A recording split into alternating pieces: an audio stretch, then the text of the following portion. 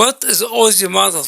The OSI model, Open Systems Interconnection Model, is a conceptual framework that standardizes how different computer systems communicate over a network. It was developed by the International Organization for Standardization, ISO, in 1984. It remains one of the foundational models in networking to this day. The model divides network communication into 7 distinct layers. Each layer has a specific role, and each layer communicates only with the layers directly above and below it. Together, these 7 layers describe the complete process of transmitting data from one device to another, from the physical cable carrying electrical signals to the application a user interacts with. Understanding the OSI model is not just theoretical. It is a vocabulary of networking. Every protocol, every error, every troubleshooting process in modern networking is discussed in terms of these 7 layers. Layer 1, the physical layer. The first layer is the physical layer. The physical layer is responsible for the transmission of raw binary data, ones and zeros, over a physical medium. That medium can be a copper cable, fiber optic cable, or a wireless radio signal. At this layer, there is no concept of meaning. There is only a signal.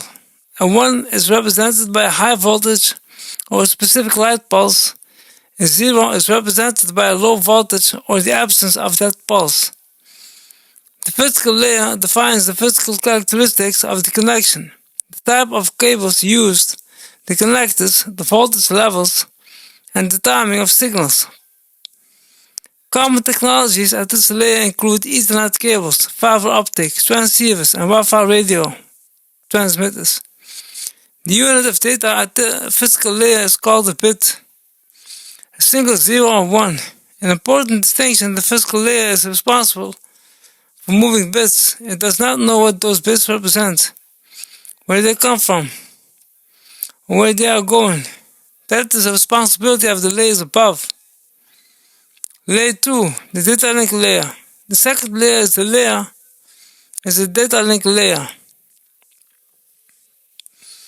The data link layer is responsible for node-to-node delivery, the transfer of data between two directly connected devices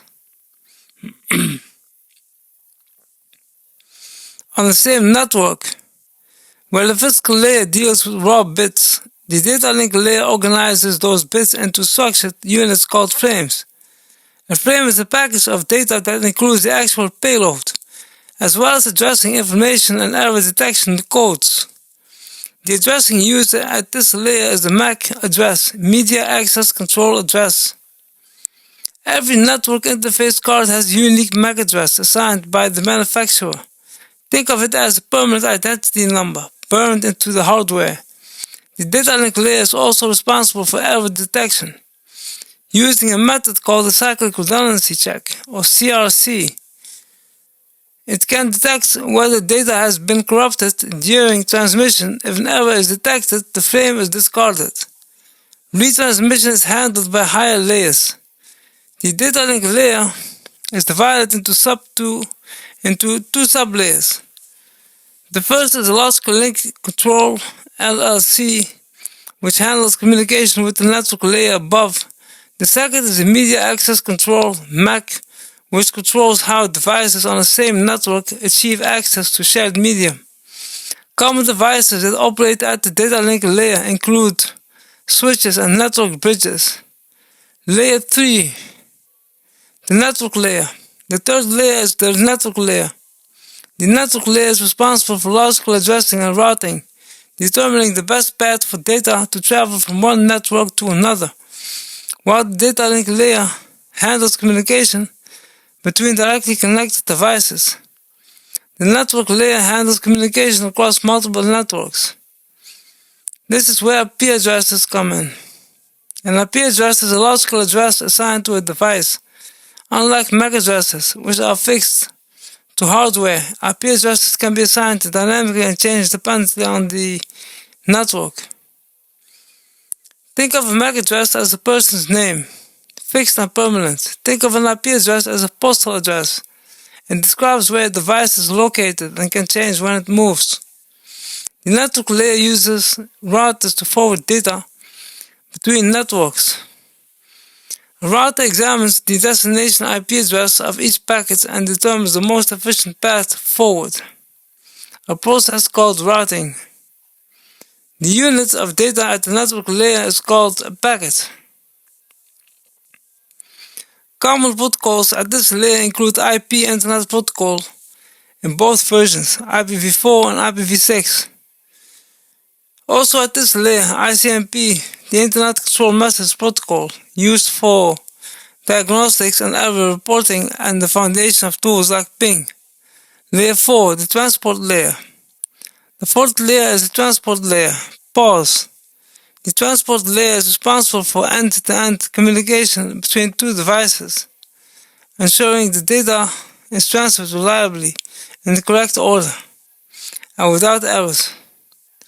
Where the network layer gets data from one network to another, the transport layer ensures that data is delivered correctly from one application to another. The transport layer introduces the concept of ports. A port is a numerical identifier that specifies which application or service the data is intended for. Web traffic uses port 80 for HTTP and 443 for HTTPS. Email uses port 25. DNS uses port 53. Two primary protocols operate at the transport layer, PAS. The first TCP/IP, Transmission Control Protocol, TCP, is a connection-oriented protocol. Before any data is sent, TCP establishes a connection through a process called the three-way handshake, a SYN, ACK, and an ACK. PAS. Once the connection is established, the TCP guarantees that all data arrives in the correct order, without duplication.